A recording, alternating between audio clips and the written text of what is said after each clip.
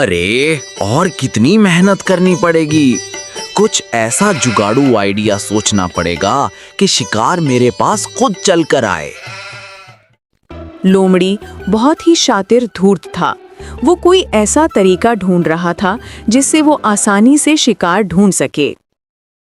सुनो गधे भाई, क्या तुम इस लकड़ी के गट्ठे को उठा सकते हो? ये अनुमान से ज्यादा भारी है। ठीक है मगर नन्ही हिरन, ये सब करने की क्या जरूरत है? अच्छा हुआ जो मैं यहाँ आ गया। अब इन लकड़ियों को मेरे पीठ में डाल दो, मैं इन्हें छोड़ दूंगा। गधा बहुत ही दयालु और समझदार था। वो हर किसी की मदद किया करता था।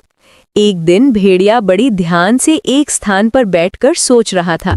तभी एक बैल उसके पास आया। क्यों भाई लोमड़ी, ऐसे क्यों बैठे हो? बाबा बनने की सोच रहे हो क्या? यहाँ से चुपचाप खिसक ले, अभी कुछ गहरी बात पर विचार कर रहा हूँ। मर फिर यहीं, मुझे क्या लेना देना। तभी उसके दिमाग में एक उपाय आया। अरे वाह, इस बैल ने सारी प्रॉब्लम सॉल्व कर दी। अब मैं कल से इस जंगल में बाबा बनकर आऊंगा। अगले दिन मैं अब शांति प्रिय लोमड़ी बन चुका हूँ। इस संसार से मेरा मोह उठ गया है बालक। पहले मैं नादान था, बेवजह यहाँ वहाँ घूमता रहता था और किसी भी जानवर की हत्या करके उसे खा जाता था। अब मुझे दिव्य ज्ञान मिल चुका है। जाओ, जंगल में ऐलान कर दो, ज्ञान बाबा इस जंगल में अपना आशीर्वाद देने आए हैं। हिरन लोमड़ी की बातों में फंस चुका था। वो सभी जानवरों तक ये बात फैला देता है कि लोमड़ी अब ज्ञानी बाबा बन चुका है। हिरन की बात सुन के सभी लोमड़ी के पास पहुंचे। और मैंने सुना है कि तुम बाबा बन गए हो। बाबा तो कभी शिकार नहीं करते, ऐसे में तुम क्या खाओगे? मैंने कब कहा कि मैं शिकार करूंगा बालक? मुझे मांस की अब कोई आवश्यकता नहीं है, मैं तो फल खाया करूंगा। तुमने बाबा बनने की शिक्षा कहाँ से ली? ध्यान किया बालक।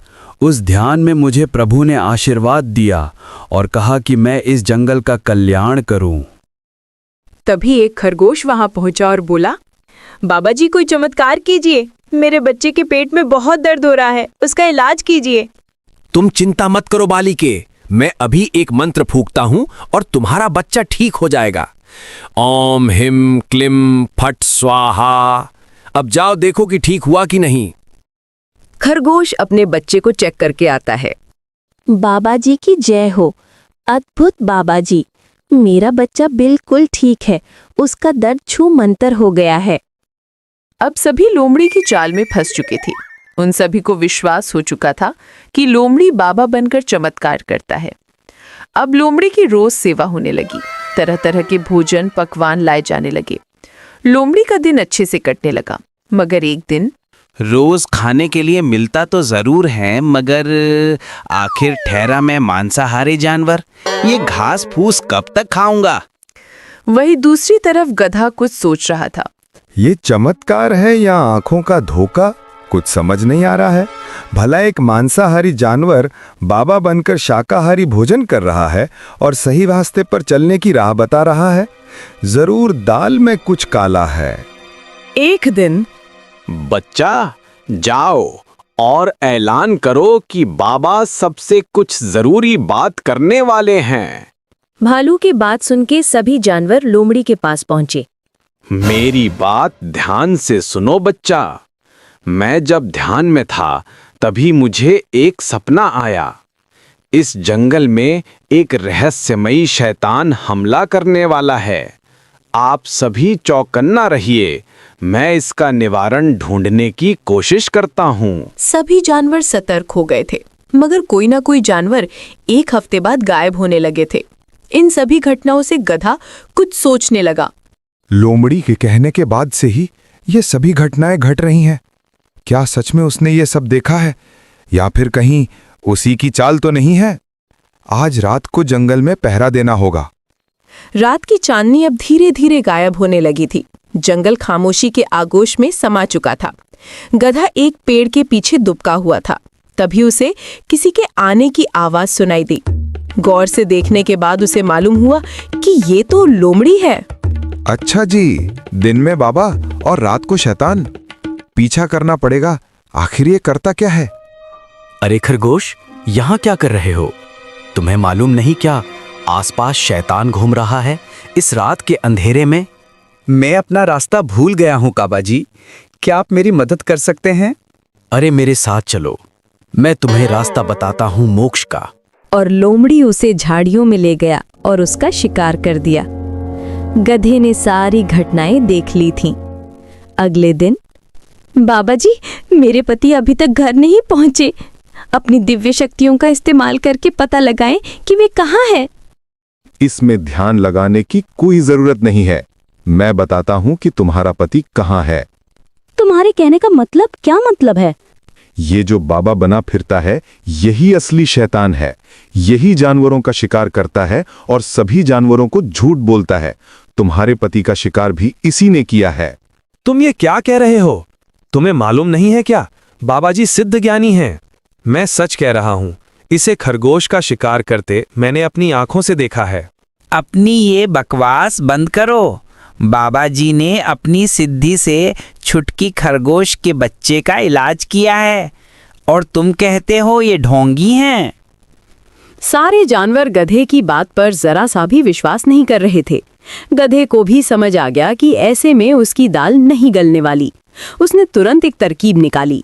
आप सब कह रहे हैं तो मैं मान लेता हूँ कि ये मेरी आंखों का भ्रम है। मुझसे बहुत बड़ा पाप हो गया। आप सभी मुझे एक बार प्रायश्चित का मौका दें। ठीक है बालक, बाबा तुमसे नाराज नहीं है। फिर भी तुम मेरी सेवा करना चाहते हो तो इसमें तुम्हारा ही कल्याण होगा। बाबा, आज आप मेरे यहाँ भोजन करेंगे।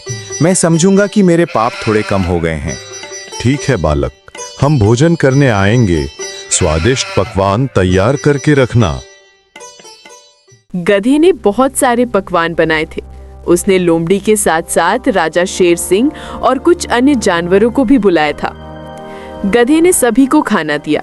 सभी ने मजे से भोजन किया, लेकिन जब लोमड़ी ने भोजन किया तो उसे तेज जलन होने लगी। गधे ने जानबूझकर उसके खाने में तीखी मिर्च डाला था। गुस्से में आग बबूला होकर लोमड़ी ने कहा। उसका इतना ही कहना था कि सभी जानवरों ने लोमड़ी की तरफ देखा। लोमड़ी को एहसास हुआ कि उसने जल्दबाजी में कुछ गलत बोल दिया है। तभी उसने बात को काटते हुए कहा, अरे बालक गधे, तुमने मिर्च ज्यादा डाल दी है, थोड़ा ध्यान रखा करो। बाकी जानवर तो कुछ समझे नहीं, मगर शेर सिंह को लोमड़ी के इस बर्ताव पर कुछ शक होने लगा। सभी ने खाना खाया और चले गए। सबके जाने के बाद गधे के पास शेर आया और उनके बीच कुछ बात हुई। अगले दिन, ये गधा अपने आप को बहुत होशियार समझता है। उसे मेरी किसी भी बात पर विश्वास नहीं होता। उसे रास्ते से हटाना ही होगा, वरना वो मेरा खेल बिगाड़ देगा। एक दिन लोमड़ी ने गधे को हिरण से बात करते सुना। क्या हुआ हिरन भाई, परेशान नजर आ रहे हो? गधे भाई, मेरे इलाके की घास सूख चुकी है। मुझे नए चारे की आवश्यकता है। बस इतनी सी बात? पहाड़ी के दूसरी तरफ एक जगह है, वहां हरी हरी घास उगी है, वहां जाओ। ऐसे भी उधर कोई ज्यादा जाता भी नहीं है, तुम्हें कोई परेशान भी नहीं करेगा। लोमड़ी के खुराफाती दिमाग में एक उपाय आया। अरे वाह, जब ये हिरण वहां पहुंचेगा, मैं पीछे से इतना जोरदार हमला करूंगा और इसे घायल करके भाग जाऊंगा। और जब ये यहाँ आकर अपना दुखड़ा रोएगा, तब मैं सारा इल्जाम इस गधे के ऊपर डाल दूंगा। बोलूंगा कि ये गधा ही असली शैतान है जो भेष बदलकर जंगल में रहता है। हिरण हरी हरी घास देखकर बहुत खुश हो रहा था। उसे मालूम नहीं था कि लोमड़ी उसके ऊपर नजर टिकाए बैठा है। गधे ने सही कहा था, यहाँ तो सच में नई नई घास है। हिरण घास खाने में मग्न हो गया। मौका पाकर भेड़िए ने हिरण पर हमला कर दिया, मगर लोमड़ी कुछ और कर पाता उसके पहले शेर सिंह, गधा और कुछ जानवर वहां आ पहुंचे। रुक जा ढोंगी, तुम्हारा खेल खत्म हुआ, छोड़ दे उसे। महाराज, आप यहाँ कैसे? आप जो समझ रहे हैं वो सब गलत है। मैं तो बस हिरण की सुरक्षा के लिए यहाँ मौजूद हूँ। अच्छा, उसकी सुरक्षा के लिए या उसे अपना निवाला बनाने के लिए? अच्छा, तुम सबको मेरे खिलाफ भड़का रहे हो गधे, ताकि तुम मेरी जगह ले सको। अरे चुप हो जा ढोंगी, और कितना झूठ बोलेगा। मीठी मीठी बातें कर सभी जानवरों को भ्रम में रखा और सबका शिकार करता रहा।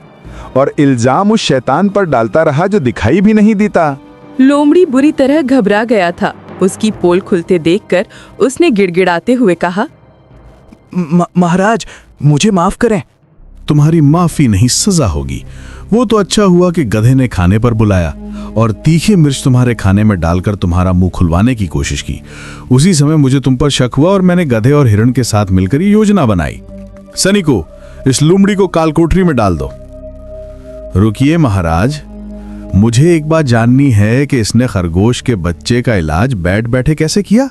मैंने खरगोश के बच्चे को एक जड़ी बूटी खिलाई थी जिससे पेट में गैस बनती है और थोड़ी देर तक दर्द होता है, मगर बाद में दर्द अपने आप कम हो जाता है। खरगोश जब आई तब दर्द था और जब तक वह दोबारा चेक करने पहुंची तब तक दर्द कम हो चुका था। गधे की योजना से भेड़िए की सच्चाई सामने आ गई थी। सभी जानवरों ने गधे से माफी मांगी और कसम खाई कि बिना जांच पड़ताल करे कभी भी किसी की मीठी बातों में नहीं आएंगे।